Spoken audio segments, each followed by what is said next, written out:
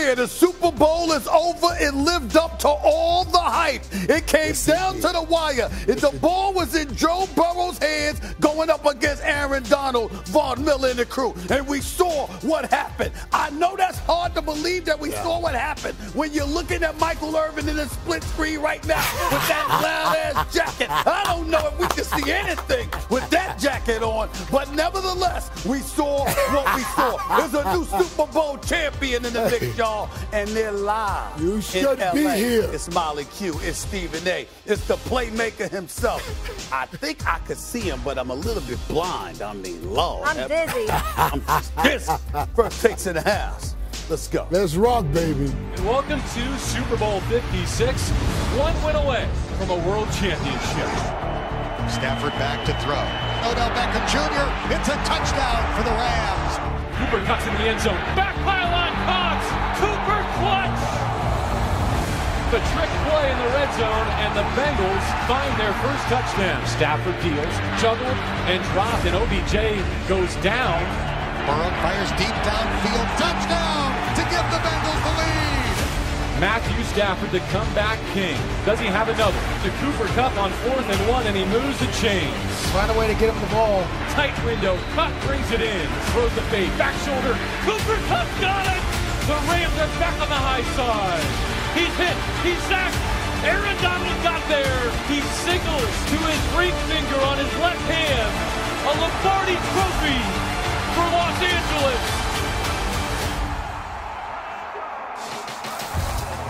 Good day. Welcome into First Take, and huge congrats to the world champion Los Angeles Rams winning it in their home stadium. What a game. Couldn't be happier for Matthew Stafford. Stephen A. Smith, Dan Orlovsky, Michael Irvin, I'm Molly Karen, but we have a few things to deal with, first of all. Yes. Michael, what did I text you? Over under 3 patterns for Super Bowl Monday, because when I turned you on Sunday, I was legitimately dizzy with that white suit. He had black and white with No. It was brown. It was brown and white. Oh, it was brown and white? Brown and white. It was brown and white. But I don't blame you for making that mistake. It was blonde. I had to tweet about it. I tweeted him about it during the show. I said, Lord, look at how ridiculous that outfit was. That was a lot. But 3 patterns, that's what I assumed for Super Bowl Monday. I had a solid suit on, Molly, but when you text me, because you know you're my girl, I want to make you right, and I wanted to make sure you win the bet, so I went and changed just for you.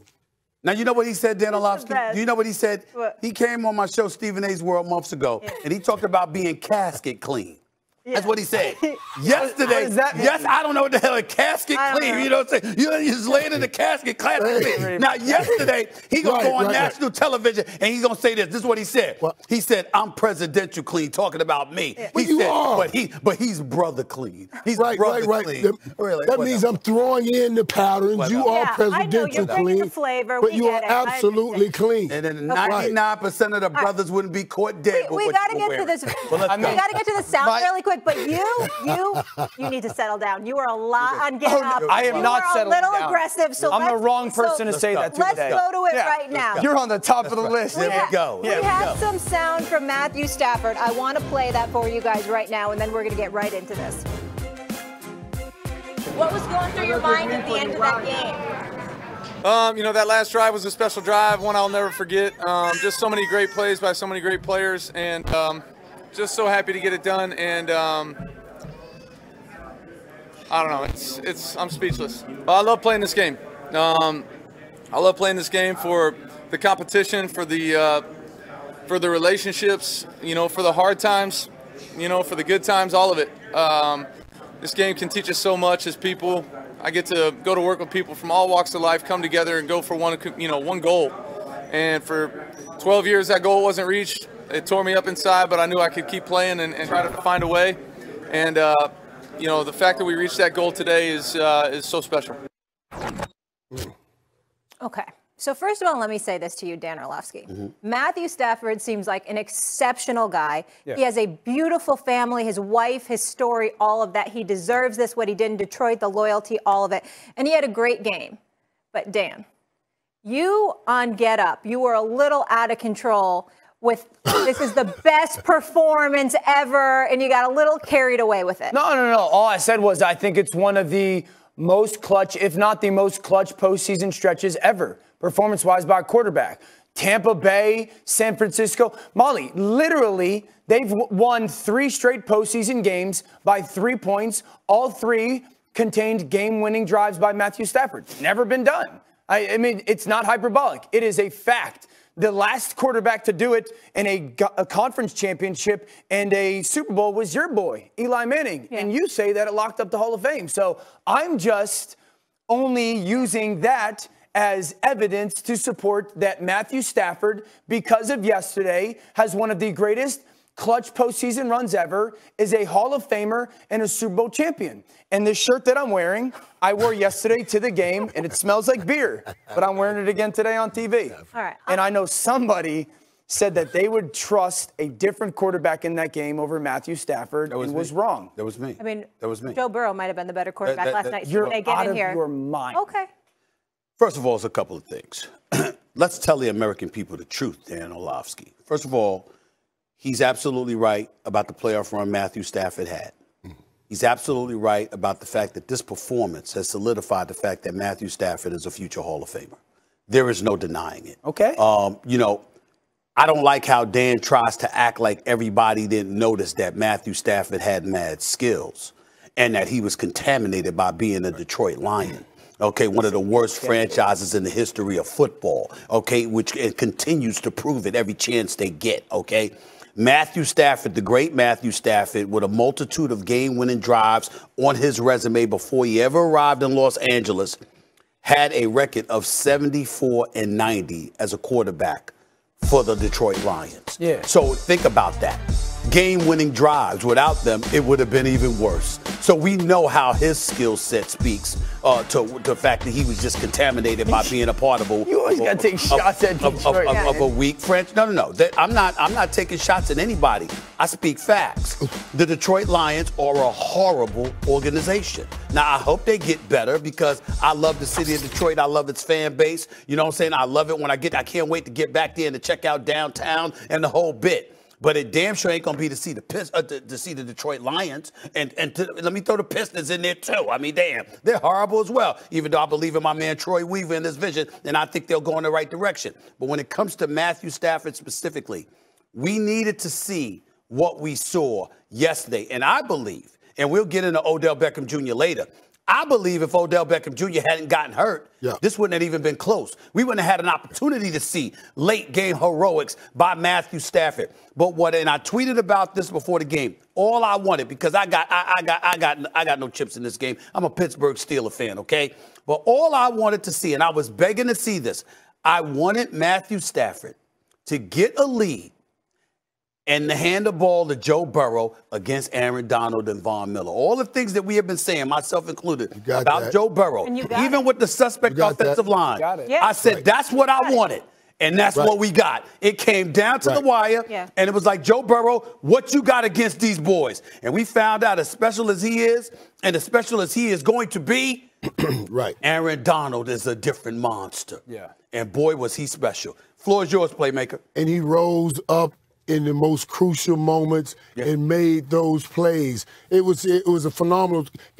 Dan, I know you were out here. Stephen A., I wish you would have come out here. This Super Bowl was made for you. This is Hollywood. It was big time. Everywhere you went, there were superstars, and everybody said, where's Stephen A.? Where's the big superstar Stephen A.? Everybody was looking for you. I said I got to spank him from long distance. I'm going to just have to spank him from long distance. Now, let me get to Matthew Stafford, because, let me get to Matthew Stafford. Let me tell you something, because we're talking about what did he gain with his legacy. And we were talking about the Hall of Fame. And we got a lot of guys that went in the Hall this week. How do you get in the Hall of Fame? You either have to have those numbers, or you have to have what we call memorable moments made in time that we can attach ourselves to. Kurt Warner, the last Rams quarterback, led the greatest show on turf.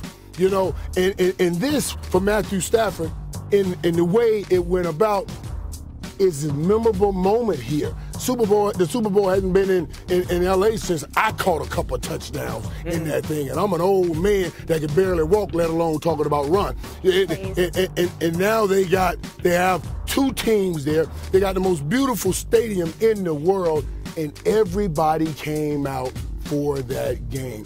Matthew Stafford had what we call the drive, at least for him. That was an incredible drive. Late in the game, Dan, he didn't need a field goal.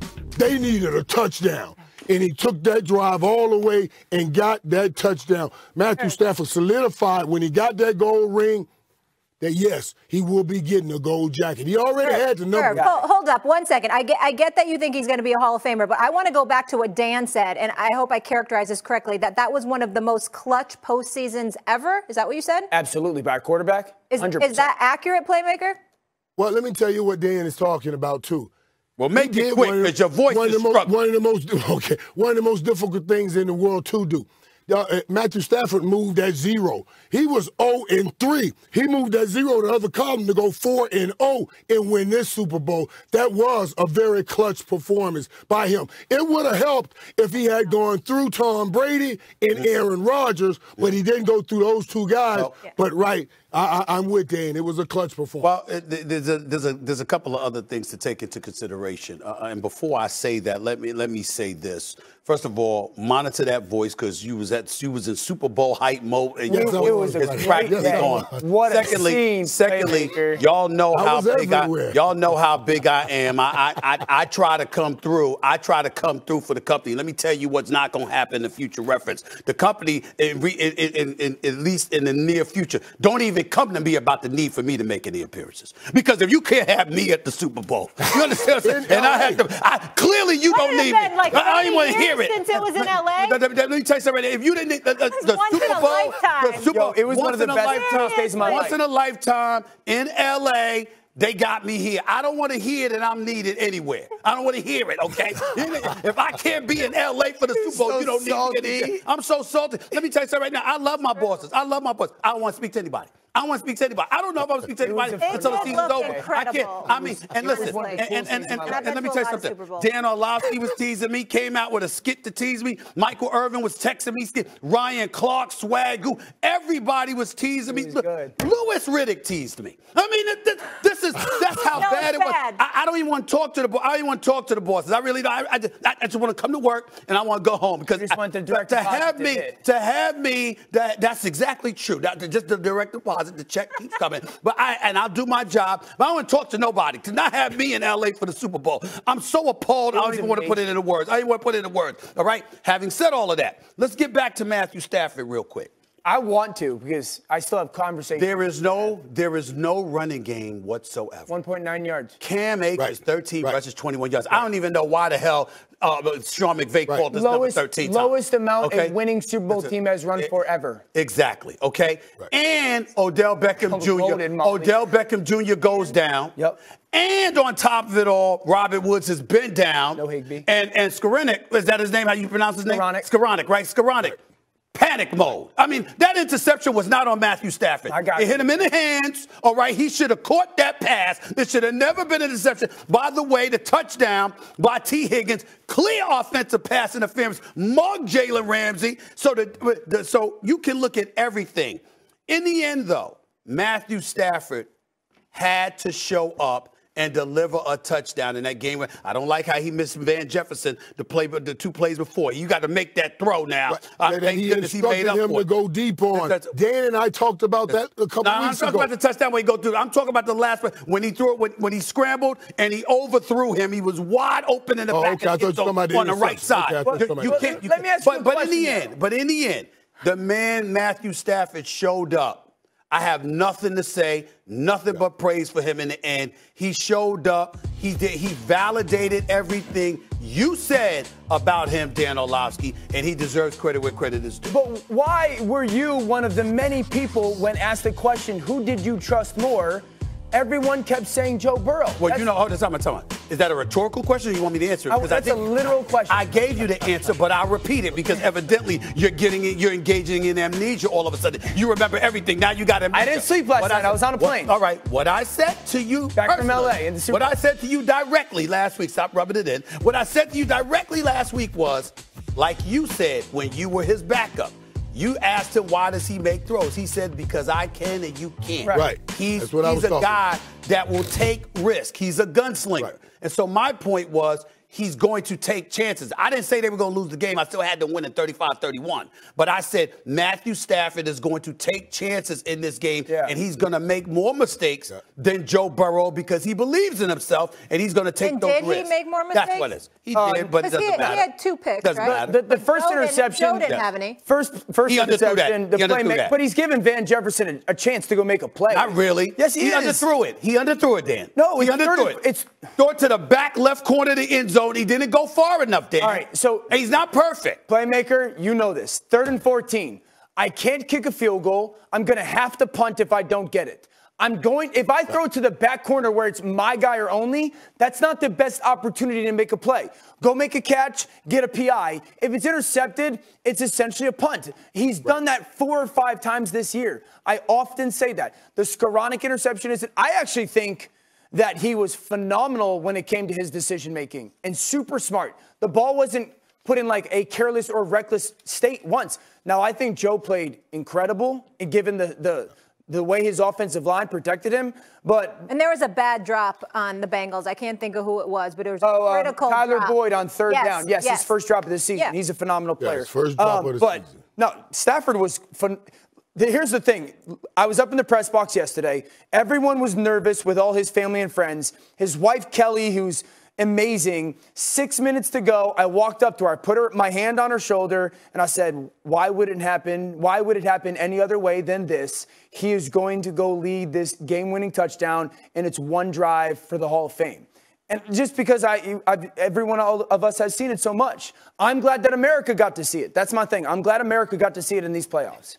And it was a drive. You're right about that, Dan. 15 plays, the longest ever in Super Bowl history. One of the best no-lookers ever. And his wife did say in an interview in pregame that she doesn't mind when he's down because she knows that he's going to come back and he can handle those situations. So she doesn't get stressed out. Absolutely. All right, let's keep it going. So Matthew Stafford, as we're talking about, Cooper Kupp all day. When Odell Beckham Jr. got hurt. Yeah, of course.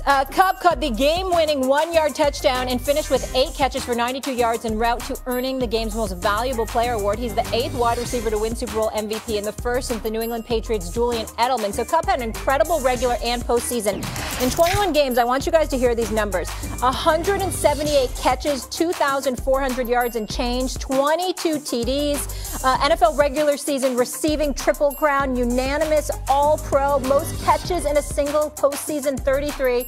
And obviously, NFL Offensive Player of the Year and Super Bowl MVP. But I'll start with you here, Stephen A. Yeah. Aaron Donald. Is also really special as well. I wish they could have been co-MVPs. Do you agree with Kupp being named Super Bowl MVP? No, I do not. And I love Cooper Kupp. I think that, right now there's a discussion that we'll have later as to whether or not he's the best wide receiver in all of football, and that's legitimate considering his numbers, his level of production. But let's also remember that Matthew Stafford deserves a lot of credit because Cooper Kupp was a good receiver, and then Matthew Stafford arrived, and then all of a sudden we recognize how great he is. So having a quarterback does help because Matthew Stafford is not Jared Goff. Having said all of that, Aaron Donald is something special. Yeah. Ladies and gentlemen, we have elevated to a point where the only name that you could possibly put above Aaron Donald is Lawrence Taylor. And even that is debated. Yeah, this man right now and what he does on a football field consistently doubled and triple teamed. Once Cincinnati scored that touchdown, Aaron Donald took the hell over. 4 quarterback pressures, 2 sacks.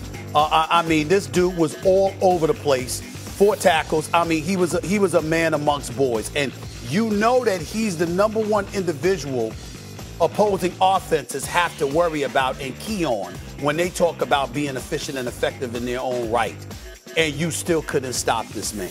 This man was something special. And that 3rd down stop of Mixon running the football, only needed 1 yard, had one arm on his defender, on his defender, and then snatched him with one arm and prevented him from getting the 1 yard. And then after that, the sack. How about the sack when Cincinnati was in a position to get a field goal? All right, to go ahead even more. And you had to stop him. And he got the sack as well. This man is something special. And to do what he has done, he's a 3-time NFL Defensive Player of the Year. We know what a monster he is. But to know that the focus is on you, to be doubled and triple teamed, to sit up there and to answer the call when you needed it most, and then to end the game.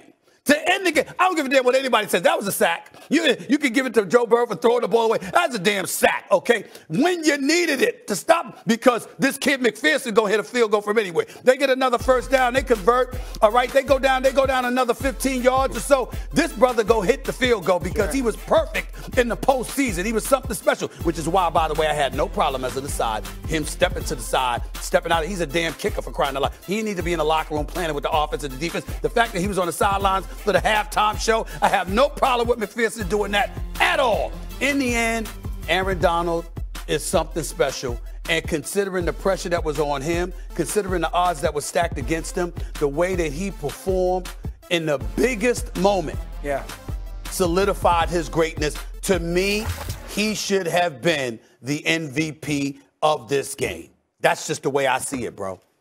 And Stephen A., he is incredible. And one thing when you talk about LT, I mean, this dude do it from the inside. You know, LT was stationed outside. He get around. It's amazing what he does. But I still say they got it right. And I know the MVP is for that game. But when I look even at this whole postseason, and then you include the season, Molly just told you the kind of numbers Cooper Kupp put up. It's incredible numbers. He put up over 22,425 yards. Those are incredible numbers. Then he did a little bit of this right here. We did some Debo. I started stinging Debo when he was running the ball. The only thing he did was miss on the pass. But the key factor was that drive. That drive is going to be remembered, talked about, rehashed, relived. He was 4 for 4 on that drive. Yeah. Matthew Stafford, when tossing him the ball, that play right there, that's an incredible play. That's a play for the game with all of that pain sitting around you, and Cooper Kupp manned up and went in there and made the play. Matthew Stafford was 146 passer rating throwing the Kupp, a 50 passer rating without anybody else. I can say they had a possible chance of winning this football game without Aaron Donald on the field. I know he made a few plays, and he did, and it's hard to talk about it in a negative way, but there's a possibility they could have. No way they win this football game without Cooper Kupp, without the production that Cooper Kupp has produced. That's just the bottom line. They got this right, and it's right for the whole playoffs that he ended with the Super Bowl MVP. Yeah, I would have given the MVP trophy to Matthew Stafford. I'm not pounding the table that it shouldn't have been Aaron Donald and or Cooper Kupp. I think all three of those guys are deserving. You just labeled that 4 or right off the 4 for 4 in the last drive, Brian. Playmaker, dude, in the fourth quarter, Matthew Stafford in the playoffs to Cooper Kupp is 12 for 12. I mean, they obviously have a unique. That's incredible. It's 12 for 12 for 9 first downs. I mean, it's those two guys. But I looked at a game. So the Cincinnati Bengals defense has given up more than 23 points twice since October. Matthew Stafford had to do that yesterday without Odell Beckham, without Tyler Higbee, without Robert Woods. We're talking 3 out of his top 4 guys did not play in that game, at least the great majority of that game, with Odell going out early, and still had to go and score 23 points to win the football game. So I go, yeah, Matthew Stafford absolutely could have been MVP. I'm not throwing a pound the table that it should have been Cooper Kupp. I will say with the Aaron Donald conversation, Ryan Clark texted us, the play where he scrambles, Joe Burrow scrambles, and he shoves him out of bounds, and they mush him in the face. Ryan Clark, it's changed right there. RC texted us. He's like, they just woke up the bear. This is a question for you in Playmaker because you're a little bit wiser than me. I think he's the best defensive player that I've seen in my life. I think he's one of the top 10 players I've ever seen in my life. This play right here. This is the play where all of a sudden he decided, that mush in the face. Is he? Why is he not the best defensive player ever? Like, why is it still Lawrence Taylor? Well, I would tell you. Well, first of all, in your Matthew Stafford point, you want to give him your manicure and the pedicure too. You want to give him everything because you've been celebrating it for weeks even before he deserved it. I mean, you were talking about. I mean, damn. I mean, it's Valentine's Day. You gonna send him some flowers? I mean, what are you gonna do next for Matthew Stafford? I mean, damn. I'm just saying. I was right. Okay, I'm just saying. I mean, nobody's saying you're wrong. So is it about your boy Matthew or is it about your ego? No, when you're in this business, you root for your team. Oh yeah, when you're in this business, I'm just saying. Good Lord have mercy. You offered. I mean, the wife and him are no doubt going out to dinner. Something you're gonna pay for the dinner too. I mean, what's next with you with this guy? But that's number one. Number two, in all seriousness, I will tell you this. Who's the greatest coach in the game today? Bill Belichick. Do you understand that with Bill Belichick, you can't even approach him about somebody being better than Lawrence Taylor?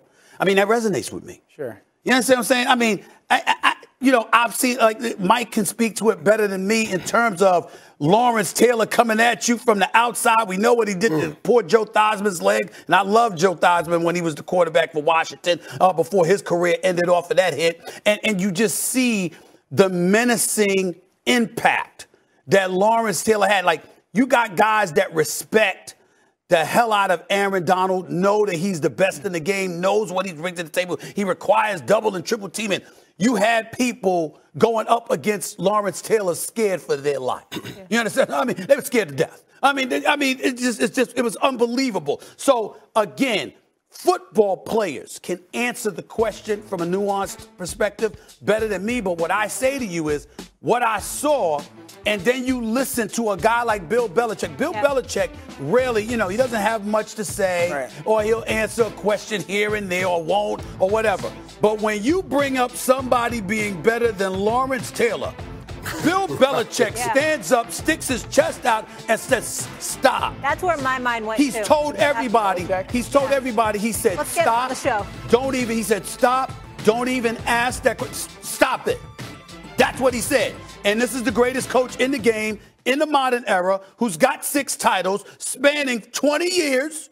Right. Okay? Yeah. And obviously had 2 rings with Lawrence Taylor. And he won't even allow the discussion to take place. So my response to you is don't ask me. Yeah. Ask Bill Belichick. Yeah, Michael. Well, I would ask Bill this. I would ask Bill. I have something. Let me tell you what Aaron Donald is, and when I see him, what I see if Reggie White and Lawrence Taylor had a baby, it would be named Aaron Donald. That's exactly what I see. He has that strength inside, man. Hey, Lawrence Taylor, a bad boy now, but Lawrence Taylor couldn't put men like that on skates. That's what Reggie White. I've seen him do that. That's not true.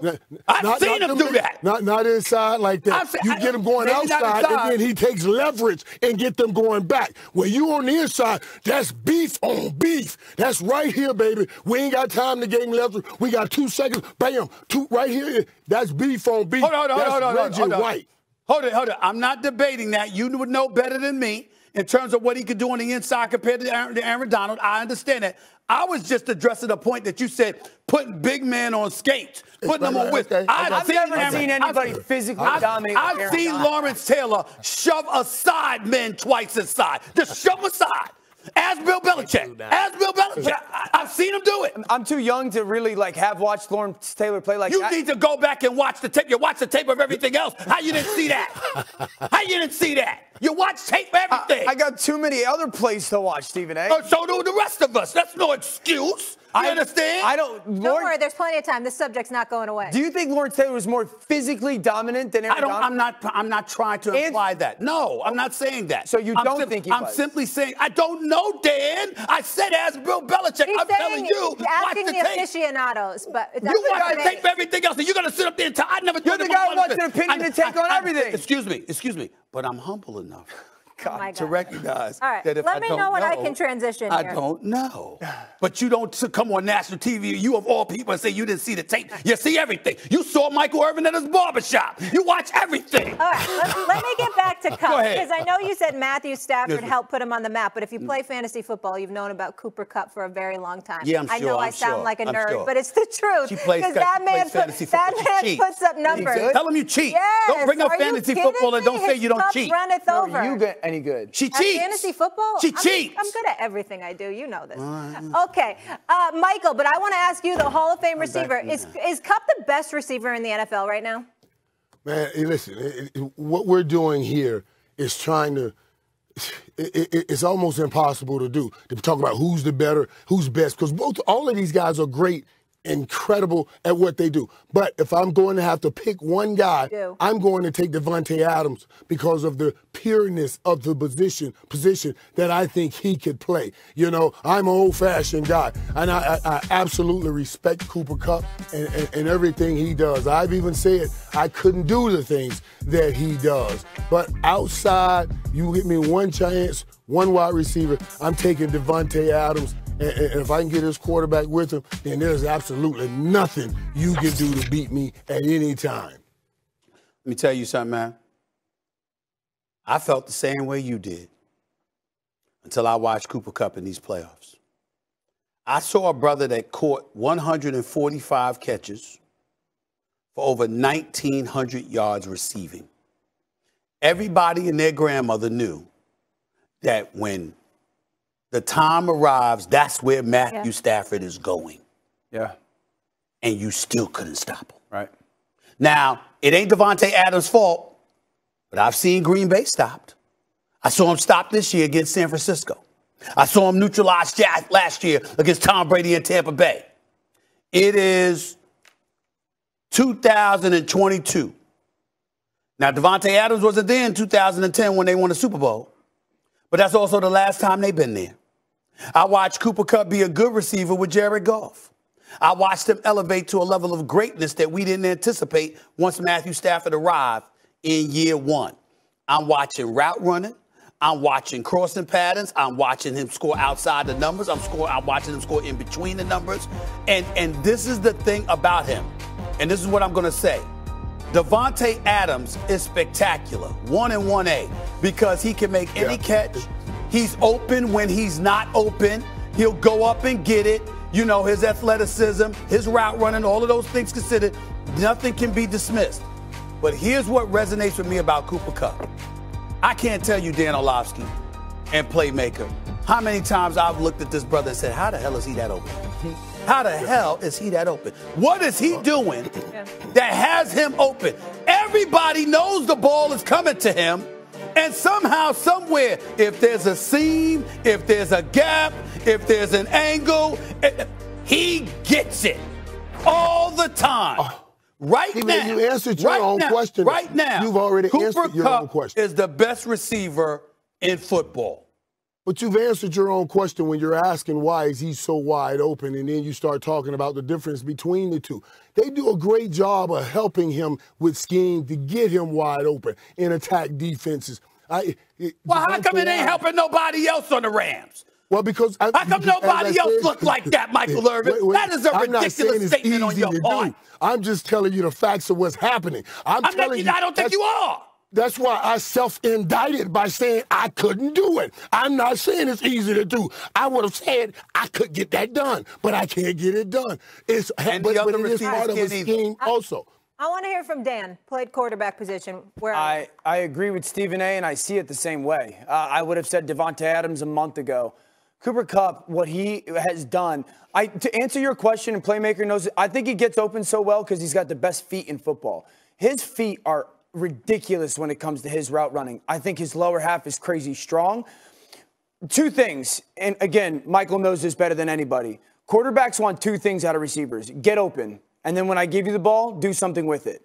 I don't think there's anybody doing that more consistently and better at that position than Cooper Kupp. Right. And then as a receiver, be where you're supposed to be, when you're supposed to be there, and never fool me as the quarterback.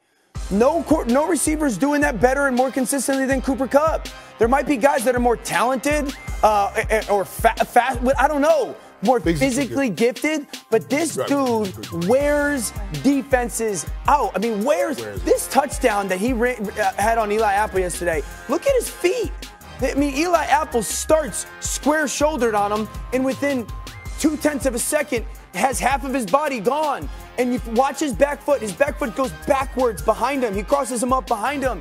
It's filthy. Look at that. I mean, is like watching one of the great point guards in the NBA right now play wide receivers. You see that release playmaker? It's gross. Right. So you can always count on him. But his second touchdown was more scheme than on his game. That second touchdown where he came down inside like he's about to block, and then Eli comes up, and then they pop up behind him. See, that's what I'm talking about. What are you saying? But everybody has that scheme. I mean, everybody has receiver, fake, crack, go vertical. Cooper just does it better than everybody, and that's why he's so wide. Because he blocks more than everybody else. So that's what I'm saying. That's what I'm saying. So, there is no losing here. Cooper Kupp is a bad man. He's one of the best receivers, and I said the same thing Stephen A. said. He's 1-1A. There is no losing here.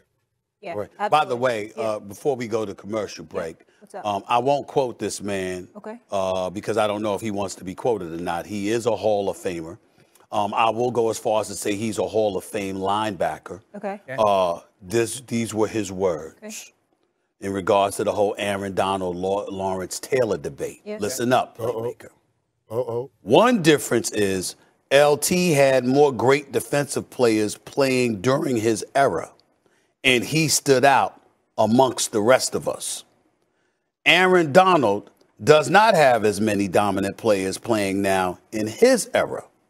That's why many are favoring LT. Did those guys play on the same team? No. All right. Okay, you can kind of figure out who it is after. Let's get in a break.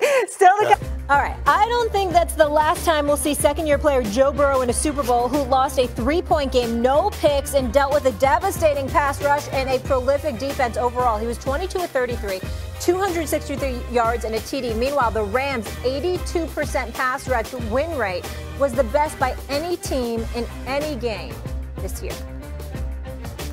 We're a young team, so you'd like to think that we're going to be back in this situation, multiple times over the course of the next few years. So, we take this and, let it fuel you for the rest of our careers. And I bet he will. Irv, I'll start with you. Do you think the Bengals should be the favorites in the AFC next season? Absolutely, I think they should. They just showed that they are the AFC champs and getting to the Super Bowl, and they went through Patrick Mahomes twice. I know everybody started talking about Buffalo, but right now, the Cincinnati Bengals, they have absolutely everything. And I'm going to tell you something. This man got sacked more than anybody in the National Football League. Dan, the one thing every team says when they come in to play you is we have to get to the quarterback. You got to the quarterback, and he still got to a Super Bowl. That's what's scary about this team. They have that thing that no matter what you do, they are always in a game, and they have that man pulling the trigger that will always get the ball to you. That defense stepped up and played great. They finished the season ranked like 18th in total and 17th in scoring, but they played way, way above that in the playoffs. Absolutely, they should be the team to beat. And they got all those young guys under contract so they can go out and find some offensive linemen and put something together to even secure Joe Burrow.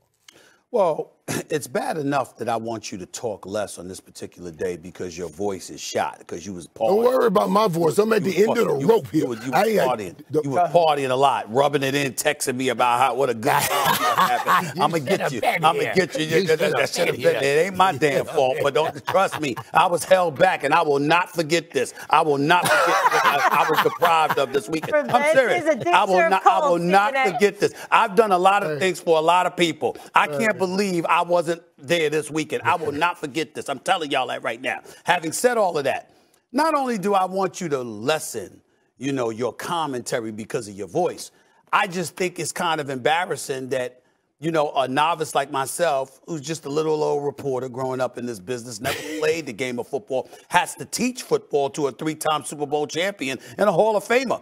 I can't believe you said what you said. First of all, the Bengals ain't going to be the favorites next year. I got Kansas City. I got Buffalo, okay? I got Lamar Jackson and the Baltimore Ravens when they come back, all right? I'm paying attention to Herbert and the Chargers. I'm certainly not sleeping on the Tennessee Titans because not only do they have Derrick Henry, but they found an additional running backs, okay, with Foreman and Hilliard once Derrick Henry went down. Now, I would prefer that they get somebody other than Ryan Tannehill behind center, but that's just me. Mike Vrabel's a coach of the year for a reason, all right? But let's also look at the Bengals. You brought it up at the tail end of your soliloquy. Their offensive line is trash. We all know that. Yeah. They're horrible. Joe Burrow was sacked 51 times. Right. In the regular season, 19 in the postseason. That's 70 times this brother was sacked. Don't even account for the amount of times he was hit. You would think they would have prioritized protecting him, considering the knee injury he suffered last year. But they didn't do it, okay? So as much credit as I want to give Zach Taylor and his staff for the job that they did, the bottom line is you dropped the ball on that one. That's number one. Number two, 8 of their games were within 3 points. Right. Very beatable games. Let's not forget that, okay? And they lost some of those. They won some of those. But I'm just saying, they didn't run roughshod over anybody. That's number 2. Number 3, I got losses here to the Chicago Bears. I got a loss here to the New York Jets. I got a 41-16 drubbing they suffered at the hands of the Cleveland Browns. They got drubbed 41-22 to the Chargers. Okay. San Francisco beat them. The Cleveland Browns beat them again. So all I'm saying is when you look at all of these things, they went on a nice run come playoff time. Give them credit where credit is due. But to sit up there and say they should be the favorites coming in the next season, particularly when they've got the troubles that they have with their offensive line, I think it's one of those situations. Do I think they'll be back someday? Yes, because Joe Burrow is their quarterback. But I'm speaking specifically about next season. No, I don't have them as favorites. The offensive line. You can work on it. Absolutely be the favorites. No. Yes. Joe Burrow is absolutely the quarterback that you have to go through to get to the Super Bowl. You, like Stephen A., I understand. We know that they have flaws. 2 things that stand out for Cincinnati. Number 1, you can fix your offensive line through free agency a little bit when you have cash to spend, and they do, just like the Chargers did this past year. If you go get 3 upgraded pieces at your offensive line, that offense is just going to be better in a 3rd year altogether. Their only free agents that are impactful players on their team right now are like Uzama, their tight end, and Ogunjobi, the defensive tackle. Everybody else is going to come back. This is a really, really good football team. I'll be honest with you. I thought this was going to be a blowout in the Super Bowl yesterday. I expected a 17-point win by the Rams. I was so impressed by the Bengals. Tennessee, what do they do at quarterback? Cleveland, what do they do at quarterback? Buffalo's got a new offensive coordinator. How does that go? New England, they got a new offensive coordinator. How does that go? The Chargers, is their defense weak? They got me on New England because Matt Patricia, he struggled enough with defense and as a head coach. Why are you going to put him on the offensive side of the ball? Baltimore I don't understand that. Get healthy. Is the offense ever going to progress pass game-wise where it's a threat? Like, I could point to any team that's saying they got flaws. 8 games decided by less than 3 points. Boy, that's a huge plus for a young team. That's a huge plus for a young team. You're getting this kind of experience. Yeah, exactly. But they won enough to get to the Super Bowl. I know they didn't win them all, but they won enough that they were out here with me and you were not. They were out here with me and you were not. This is my favorite version of Michael Irvin ever. This is my favorite Monday. My goodness. Raspy Michael just handed it to Stephen A. It's cool, though. It's cool. It was fun watching it from my bed. Dan. It was so much fun. Okay, goodbye. Goodbye. When we come back, coming your way, we have drama in the desert. It's true. But does Kyler have a reason to have beef with the Cards? We'll give you all the details. The fellas will break it down. And it was a halftime show for the ages. But did Dre, Eminem, Snoop, and the crew beat out Bruno and Beyonce on Stephen A's all-time list? I have a feeling I'll have to school him again. Stick around for that. But first, back to the Super Bowl game. Matthew Stafford never had a playoff win until this campaign. Now can he go win the Super Bowl? Stafford throws the fade, back shoulder. Cooper Kupp's got it! Matthew Stafford's done it again. they need to gain 1 to keep their hopes alive in Super Bowl 56. Burrow to throw for it. He flings it away on 4th down. Aaron Donald got there. The greatest of all time on defense does it in the biggest moment of Super Bowl 56. A Lombardi trophy for Los Angeles. The Los Angeles Rams are world champions. All right, so here's the deal. According to Caesars, the Chiefs are the favorite to win the Super Bowl going into the 2022 season. The current champion Rams have the 3rd shortest odds, just ahead of the Bengals. Super Bowl champ Jeff Saturday here with us. Good to see you, sir. Good to see y'all. Stephen A., you hyped up? I'm all right. Well, Stephen A.'s heart's broke, dog. That L.A., the non-trip to L.A. You know what I told him? Ooh, got my boy hurting today. You know what I told him? He can go to the next one in 20 years. Well played. 20 years. 20 years, you can go out there. And you'll probably own an island by then, be living on your island, fly into L.A. for, you probably only would do the second half with your age at that point. You just do the second. You won't even do the whole game. Just fly in for the second half. Oh, this is a great day, playmaker. I got my man Stephen A. broken, dog. You out there. Let me see your view. Hey, Irv, let me see that view where you're at out there, dog. That thing beautiful. It was beautiful. It really was. It was beautiful all week. It was like 77 degrees. It was incredible, man. Oh, you know what it was here yesterday when I got off the plane? Snow, wind blowing. Was it cold for you, Stephen A? I don't. Maybe you stayed in the house. I'm not sure. You was at the crib? I was actually here, right down the hall. Oh, doing NBA countdown for the Hawks versus the Celtics. My man, Irv, he's broken, dog. Jump on him today. We're going to jump on him. It's going to be painful all day for him. Regular season NBA game over a Super Bowl. Hawks, Celtics? Hawks, Celtics. Ooh. I had tickets. Did you? In a suite. Oh. Food would have been set up. Halftime show, one of the best halftime shows of all time. Right. And that stadium, too. Jeff, that stadium lit up. It was just so incredible, Stephen. I really did, man. I thought about you. I was like, man, every star is here except Stephen A. Smith. Every star. I laid my eye gate on every star except Stephen A. Smith. I had a couple of folks, actually more than a few folks, including a couple that were on stage last night texting, before the performance, obviously, where you at? Right. I was you know what you're doing? You were doing your job like a true professional. That's why you're I was going out there, but I was told I could not go. You're a true pro. What we call in the league pros pro. You're a pros pro. Yeah, you're a pros pro. You're a pros pro. Yeah, I'm proud of your discipline. Me too. I am. I really am. Yeah. I'm going to be so disciplined. I'm going to keep my mouth shut and just disappear. Ain't nobody going to see me. I'm going to do my job. I'm going to go home. I got nothing to say to anybody. Okay. Including you. I have nothing to say to anybody.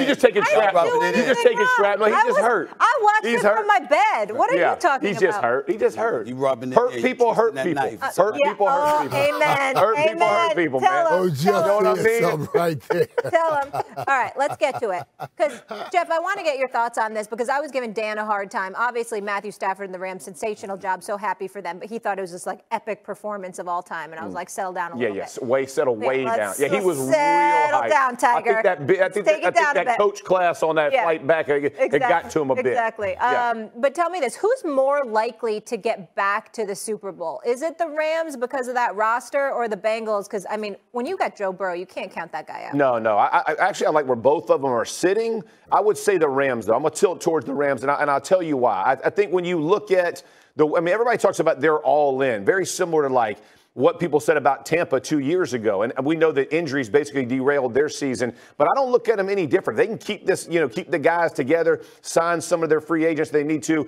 Aaron Donald not retiring would be a huge piece of this puzzle as well. I know there's been some kind of discussion and talk about that. You have OBJ who'll be coming off an injury, who will be a free agent. You also, you have Noble, you have Whitworth who potentially might retire, but you got Noble next. So you have players kind of in the pipeline that can play it up. So I like where they are from a roster perspective and being able to reset this thing. We know what Cooper Kupp did, but the biggest thing I would say is in the NFC. Like, and listen, we can say whatever we want about Cincinnati, but you got Kansas City coming out of there, you got Buffalo coming out of there. I mean, as you look at Pittsburgh and Baltimore being in their own division makes it difficult. It's just a much more difficult process to match that if you're Cincinnati. And as well as they played, their offensive line has been horrendous all season. They going to have to do kind of what Kansas City just did. They're going to have to bring in a number of players to give Joe Burrow some protection. But let's not forget, I mean, this was a near impossible run, not just improbable. I tip my hat to them, and they played fantastic football. But I think if I'm looking at the NFC and AFC, I would say it'll be an easier road to go through, especially if Aaron Rodgers goes to the AFC. Man, you talking about just a very difficult conference altogether. Hey, Irv, can I just jump in here real quick on the Bengals side? Because I just want to add one thing. Obviously, they've got a young core, but they also have $50 million in cap space in all their draft picks. Yes. I'm right. Exactly. And it's exactly what I'm talking about. And I understand, Jeff, when you start talking about it, looking at it from conference. But I'm going to look at it from the construction of how are these teams built. When you go out and put together this little superstar team that you grabbed here, and there, and put it together, you don't usually get years out of that. That's not how you build. Maybe it works in basketball, but it doesn't necessarily work here in football. That's why we don't see it. The Cincinnati Bengals are being constructed the right way. And they can win for a long time being constructed the way they are constructed. I said earlier, they have that one thing that keeps them in all games. I don't understand how you guys keep using the fact that they went through the AFC as something, or that they got to go through the AFC as something to take away from them when they just went through the whole AFC. You can talk about all the guys in the AFC. That was the team in the Super Bowl right there. That's the team that has AFC champs right by their name and had a great run. Not a great run, but not just a great run, but they got the experience they needed in that run. Jeff, you can go find you some offensive linemen. They got their missing offensive linemen. That's incredible. That's not something we say, wow, that's incredible for them to do. I agree with that. I will say this, though. Tennessee, if Tannehill plays even decent, they don't win that game. But they score 19 points. And then you ain't going to come back against Patrick Mahomes 18 down again. I'm not saying, listen, like I said, I give them a ton of credit. But to match that again, talking about getting back to a Super Bowl, nobody's going to sleep on them anymore. You and I both know, listen, when you put that thing on and you're now the AFC, you got that target, right? Like it's on now. Ain't nobody overlooking you. So I think that as well kind of speaks to what I was thinking. Right. But they'll grab a bond through this. And it's hard to have guys that are stars, that were stars over there. Let me tell you now, Jeff, and you know I'm telling you, once you win a Super Bowl, everybody starts getting radio shows and everybody starts a whole lot of other things going on, and there's so many stars on the Rams that's going to want their piece, however they get their piece. She told you they're $50 million under the cap. Cincinnati should be the hottest team out there. Yeah. Michael Irvin, will you stop it? It's ridiculous. It's gibberish you speak. This is the only way to build a dynasty. Zip it. I don't want to hear it. I have to deal with enough of you. You're texting me and bothering me all week. You're going to listen to me now. Okay, the Super Bowl's over, okay? Listen up, okay? Listen up, all right? Here's the deal, okay? Number one, you don't have one Super Bowl. You have three.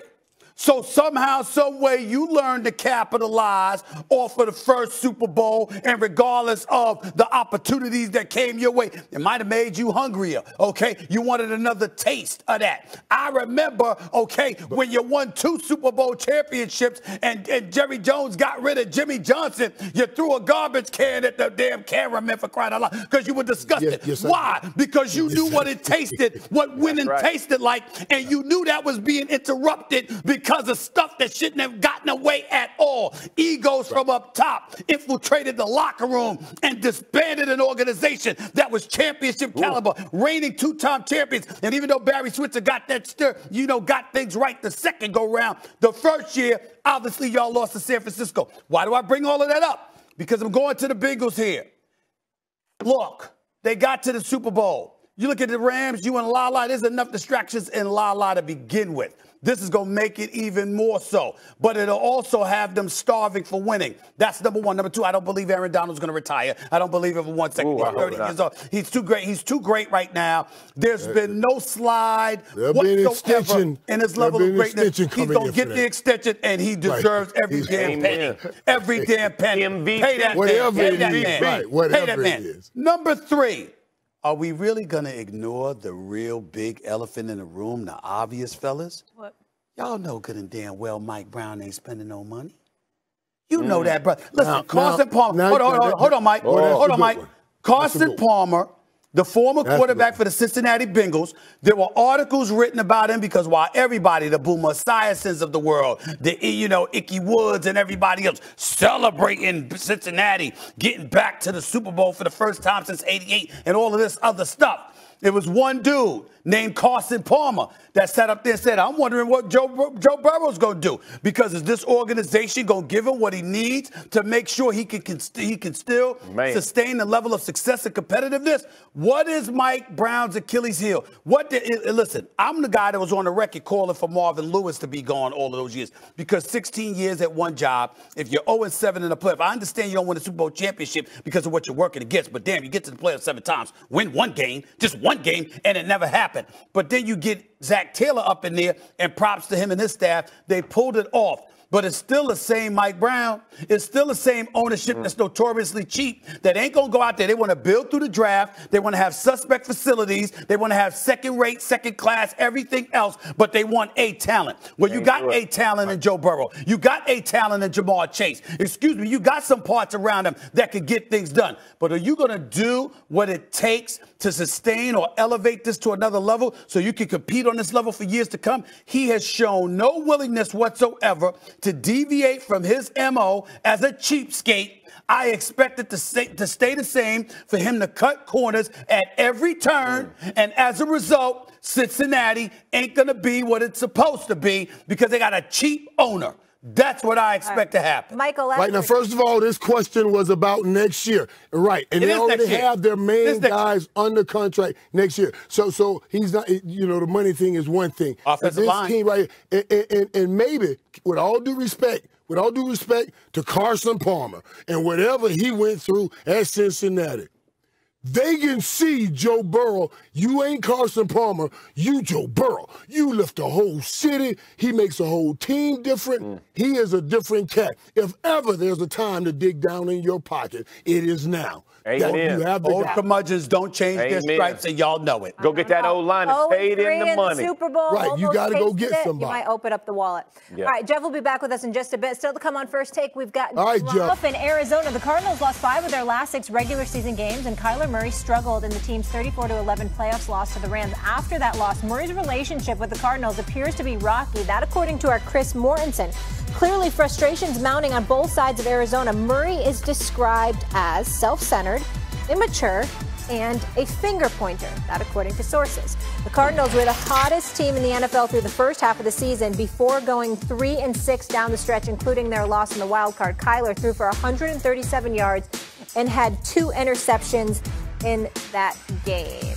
By the way, Super Bowl is in Arizona next year. Irv, which side looks worse here? Is it Kyler or the Cards? For me, it's Kyler Murray. I mean, the way he's handling everything. You scrub your account of everything that's going on with the Arizona Cardinals, but what's being put out there is he didn't want to finish the game with his teammates, and that kind of, I don't know, just aloof attitude.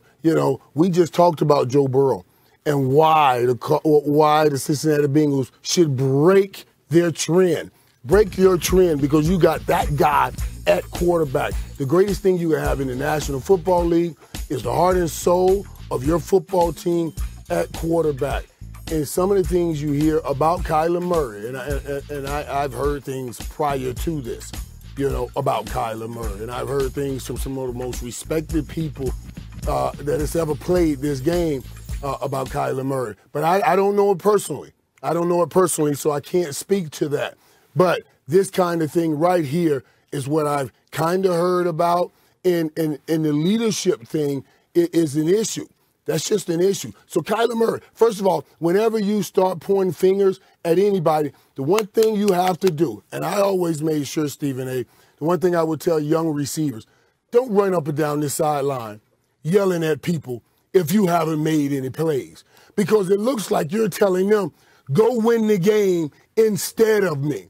But now if you're making plays and you're doing what you need to do, then you can go and talk to people and say, let's go. I need you to play with me. I feel like Kyler Murray here, who did not have a game, making these kind of moves, is saying, I need somebody to go out here and do it because I'm not doing it. And that's not leadership, and especially at the quarterback position. Michael Irvin, I'm not buying this one bit. The Arizona Cardinals are full of it, and they could kick rocks for all I care. Let me be very, very clear.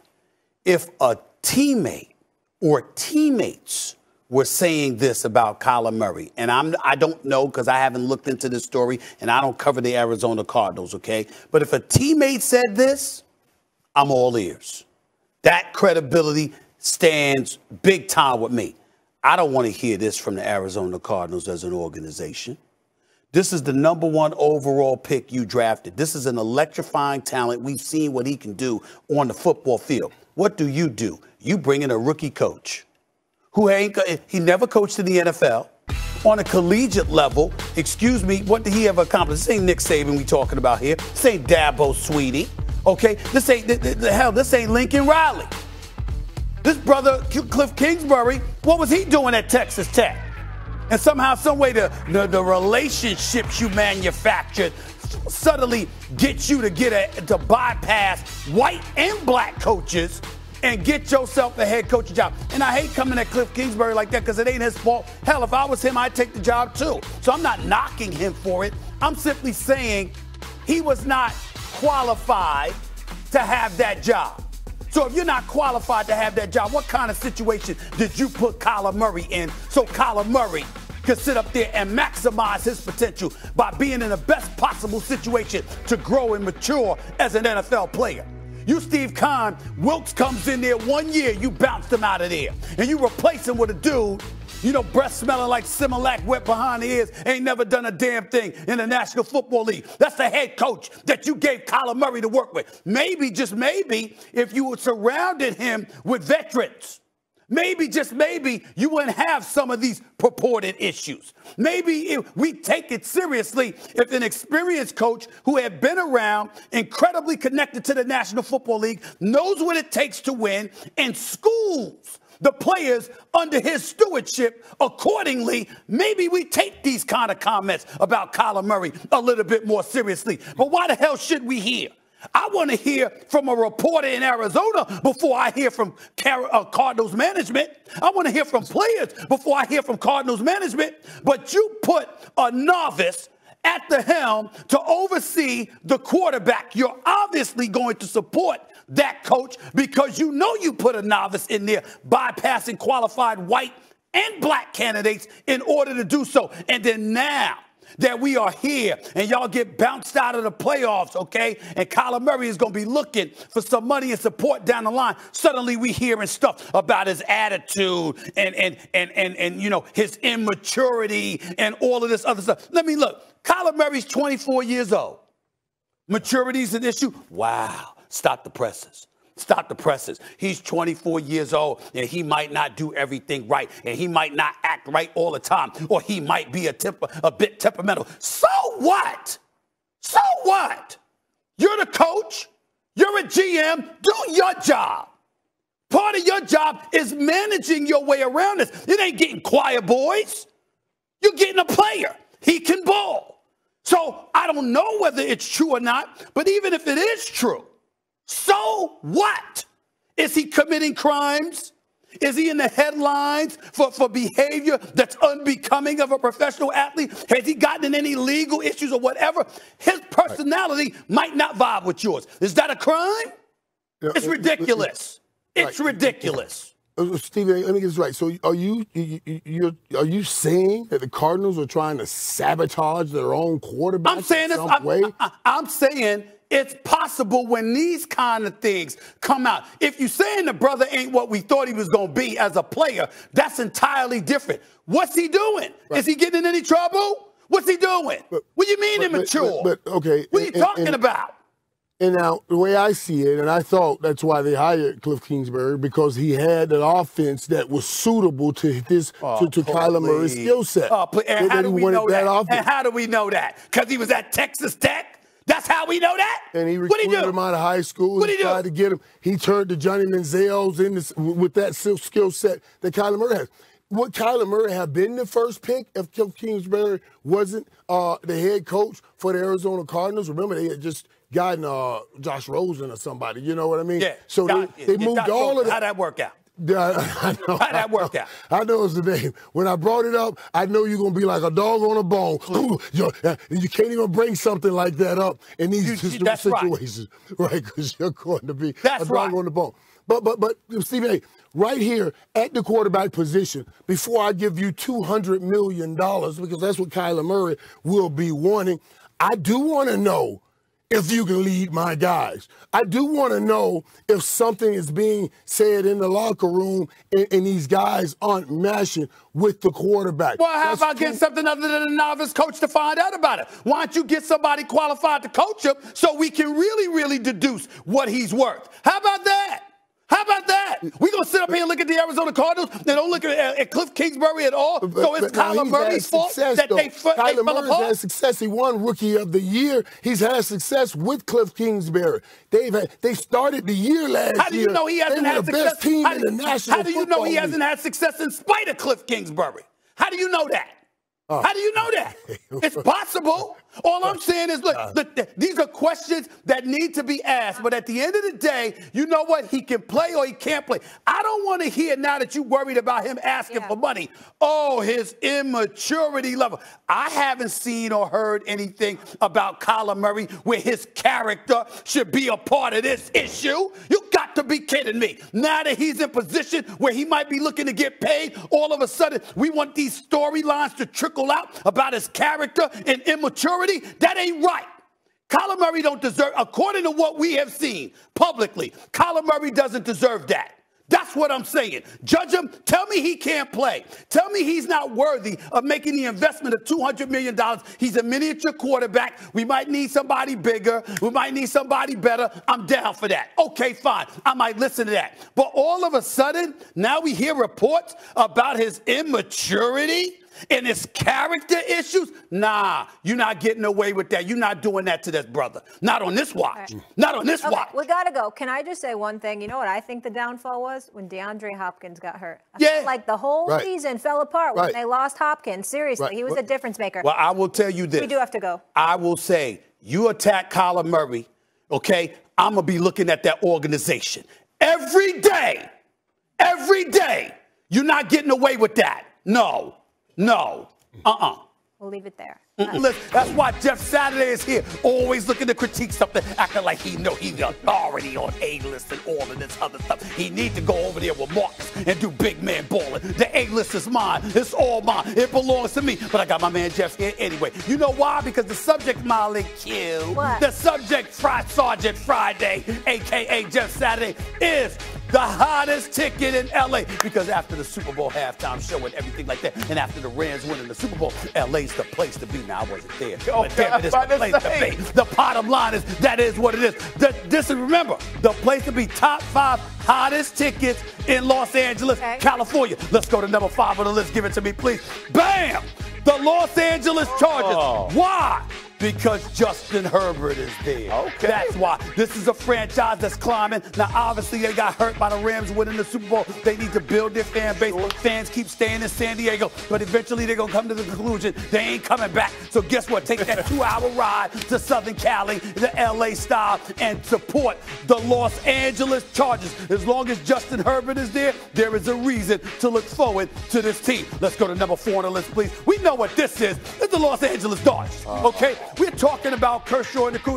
He might not be there, but we understand who they are, what they bring to the table. It's L.A., it's the Dodgers. Recently won a World Series. We get that to say 1988, okay? They finally came to modern times, won a World Series championship, and they spend money. So they're always going to be in the mix, in the picture. We can't ignore that. We got to give it to them. They ain't top three, though. Give me top three, please. The USC Trojans. Show it right there. Yes, if you got to get out to L.A. more, I'm just telling you what I know. Trust me, she knows better than this. Remember, until a couple of years ago, they were the pro football team in town. The USC Trojans. This is how they feel about USC football. It's a big deal. And then you go out and you get Lincoln Riley. You get Lincoln Riley, and you're expected to compete for national championship, college football playoffs, bro. They love their college football in L.A. with the USC Trojans. Take it from your brother here. They top three, hottest ticket in town. Let's go to number two, please. Give it to me. The reigning, defending Super Bowl champions that just captured the championship last night, obviously. Aaron Donald, he ain't retiring. He's too great to walk away at age 30 on this level. Matthew Stafford, they got a quarterback. Cooper Kupp ain't trying to go nowhere. We pray that Odell Beckham Jr. is going to be okay with that knee so he can come back. Enjoy Cooper Kupp. Robert Woods, get back. Higbee gets back. Excuse me, they're hottest ticket in town because they've won. They got a championship. They lived up to the aura of Tinseltown, Hollywood, and as a result, they're top two. We know who number one is. We know who number one is. Give it here, please. It's the Los Angeles Lakers. No, sir. It's the Los Angeles Lakers. Regardless of their struggles, regardless of the fact that they'll be lucky at this particular juncture to make the playoffs, they'll probably be in a playing game, even though I think they got a chance to climb. They were close against the Warriors Saturday. They were close. That game. In the end, I'm telling you what I know, Jeff Saturday. In Los Angeles, the town ain't the same when the Lakers ain't right. When they ain't right, the town ain't right. When they are relevant, the town is right. There is a buzz. There is something special. I'm not saying it's right. I'm saying that's who they are. I'm speaking for L.A. here. Okay. This is the order. Notice I ain't got the Clippers up in there. That's all right. We love the sport. I'm about to ask you, what is the Clippers record right now? Because you're the NBA guy. Like, listen, they were in the East. They were in the Western Conference Finals last year. Yeah. Okay. Right. And I'm telling you, even though it was rocking at the Staples Center, it wasn't rocking in L.A. Wow. When the Lakers, I'm just telling you, when the Lakers win, are below 500. That's below right. 500. The Lakers, play-in game. Even when the Lakers were missing the playoffs, and the Clippers had Lob City with CP3, Blake Griffin, DeAndre Jordan, they still didn't care. They still didn't care. Now, here's a hope for the Clippers in the future. All right. Steve Ballmer's got money. He's a great owner. Lawrence Frank knows what he's doing. Ty Lue is one of, if not the best coach in basketball. Kawhi Leonard's been hurt, stuff like that. When they move to their new arena, across town to Inglewood, that's when things might change. But because they're sharing that arena with the Los Angeles Lakers, they're that fair weather stepchild. The playmaker is out in L.A. He will tell you. I'm telling you what I know. I'm telling you what I know. People in L.A. a little bit confused then. Okay. All right? Because we can't have a below 500 basketball team, or 500. They might be at 500 above the Super Bowl champion. Can't have it. Right. Can't have it. And then we're going to go Chargers. Chargers got to move up now. I mean, they're going to have to move up. Like, eventually. Yeah, eventually they're going to move up. Not yet. I like where the Dodgers they are, right? I have a good friend who's an LA guy, right? Huge Rams fan. Huge Rams fan, huge Dodgers fan. Right. I respect both of those. Okay. UFC. I'm telling you. Man. I'm telling you. Put it in. I'm with you on that, Stephen A. I'm with you. Before the playmaker comes in, keep in mind, Lincoln Riley was at Oklahoma making the postseason, making the college football playoffs, and still left for USC. He better. I'm just telling you. He better. It's a different animal. Put them numbers up. Go ahead, playmaker. Yeah, it's Stephen A. Listen, I'm okay with USC right there because the style of play is what's going to light up in L.A. He has back-to-back quarterbacks that are up for the Heisman because he's putting that ball out on the field. That's why the Rams have captured L.A. because they're throwing the ball around. They got the right coaches.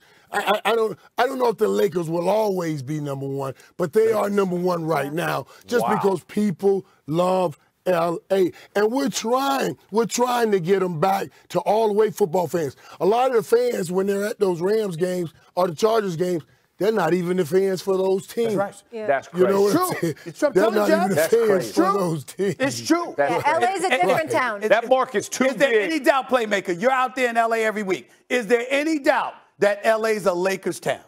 It's a Lakers There is no town. doubt. Yeah. It's a It's not Lakers even close. And when, That's and- crazy. and Not when even close. USC hired Lincoln Riley, I said the same. I said, wow, Lincoln Riley is about to be the coolest dude in Hollywood We gotta when he go. wins at USC. Wow. Speaking That's of crazy. cool, I'll say Crazy. this. I like this list, Stephen A., but I think I'd flip SC and the Dodgers. Otherwise, I'm into it. For right now, I Dodgers- would. Until yeah, I see them do something, I'd Man, flip the Dodgers them. have always The been right Dodgers there. are always in You the would have been right. postseason. Hold on. You would have been right if the Dodgers had just won the World Series this past season. Instead of my Braves. The fact that, exactly. Yeah. The Braves Instead of won my it, Braves. and that's why the Dodgers are at number 4, Okay. and they hired Lincoln Riley. If Lincoln Riley wasn't there, No, I get you. I would not I'm just put it telling there. you. I was I'd glad to flip be those in. two. I was glad to be in Atlanta when the Braves won it. Unlike you being in LA. With All right, when we Rams. come back on First Take, last week, Steve.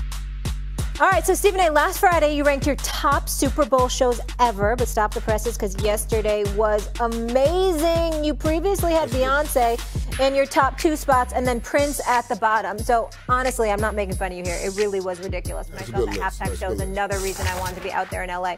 Yeah. Was it the best halftime show ever? I'm not sure. It was right there. I won't front. Mary J., Kendrick Lamar, opening up with Snoop Dogg and then Dr. Dre and closing it out with Snoop Dogg and, of course, Eminem. Yeah. This brother is so special. He's so spectacular. As far as I'm concerned, him and Jay-Z are at the top of the game. And then 50 Cent being in the mix as well. Mary J., of course. But it was all about, to me, Snoop did what I knew he would do. He turned it out. And the whole set they had. The whole it set, was, everything. It was so good. I mean, but I'm just saying that it was real. It was spectacular. It was right there with Beyonce, Bruno Mars, and Coldplay as the best that I've seen at Super Bowl halftime, for me personally. And listen, I'm not taking anything away from my list. Michael Jackson was phenomenal. Prince, it started raining. How are when he you was singing putting the Purple Rain. Beyonce Coldplay that one better than the Beyonce solo? Well, it doesn't Beyonce matter. New Orleans shutting it down. Well, literally lights one out. Again, that's a preference, but I don't mind that either because as long as Beyonce's on the list, I don't give a damn what it is. You pick her with or without anybody. She's Beyonce, so I'm good. You understand? I don't give a damn who it is. I don't care if she was with me. You understand? If I was dancing for crying out loud, and I don't dance like that. It don't give a damn what it was, okay? She could have been with you. Don't matter, Molly. She's Beyonce. Yeah. And as long as Beyonce is on the top of the list, I'm good with or without anybody. She's just that spectacular for me. But I'm just saying, them brothers and sisters, Mary J., turned it out. The only thing that I wished, see, they said they had a surprise, right, Michael? And 50, I didn't know 50 was going to be there either. So I knew. I heard. It was great to see him. Yeah. But I wished that Mary, with all the things that she had done, had brought Method Man out there. They act together on Power, Ghost Part, Book 2. I love them both. Method Man, I wish Method Man was there. You're all I need to get by. You know that song. Yeah. Shorty, I'm here for. Oh, don't get me started. Yeah. I mean, I wish Method Man was in the house. Just like 50 Cent was there, I wish Method Man had joined Mary. That's my only wish. Yeah. That to me would have made it clearly number 1. Michael, but they right there. Michael, where are you? Man, listen, I thought it was a beautiful show. And not just the lyrically to my ears, but just the sight of it and seeing Snoop and what Dre and all of those guys have been. It was incredible. Now, when we start talking about my favorite halftime show, I saw the kicker sneak out to watch this show. I got to go back to when I snuck out to see Michael Jackson. It was incredible. Yeah, tell that story real quick. You said it yesterday on the NFL Network. Tell it again. What you did. Tell it again. I was telling people that I snuck out because, when you come in at halftime, it's a little longer in a Super Bowl. So you get together as a team and go over what you're going to do in the second half. And then you break up into your individual groups, quarterbacks, wide receivers, everything. So I told my coach, I said, Coach, man, listen, when we broke up, I heard what we had to say as a team. When we broke up, I said, I got to go use the bathroom. I'll be right back. I went, snuck out, went to go watch that performance, man. Michael Jackson. It was, man, it was beautiful. Iconic. It was beautiful. It was iconic. You did the right thing sneaking out. When he stood there. When I got back, Coach said, Michael, what took so long? He asked what to, I said, Coach, I thought I had a 1. I thought it was a 1. It turned out being a 2, but it really was a 3. I really just left. Michael, left I'm not even going to get mad at that because I just love you. For Michael Jackson. You are the best. For Michael Jackson. Only you can get away with just saying that. Okay. You go that limit for Michael Jackson. You do what you got to do. Listen, of course. I thought about trying to come up with something. I'm just such an honest dude because I thought about coming up with some tricks myself to get to L.A., to get out of work yesterday so I could be in L.A. for the damn game. That's what I thought about doing. Miss you, but I said it was a 6-hour flight. I couldn't pull it off. We miss you, man. It was happen incredible. Again, like I said. It's not going to happen in again, another Molly. 20 years. A once-in-a-lifetime opportunity was lost. I was denied. I was coming off a pandemic, too. In L.A. It was in right. L.A. Yes. All right? It's going to take me a long time to recover from this. That's fair. I'm here for you. I'm here for you. But I actually want to honor Michael Irvin next. In his time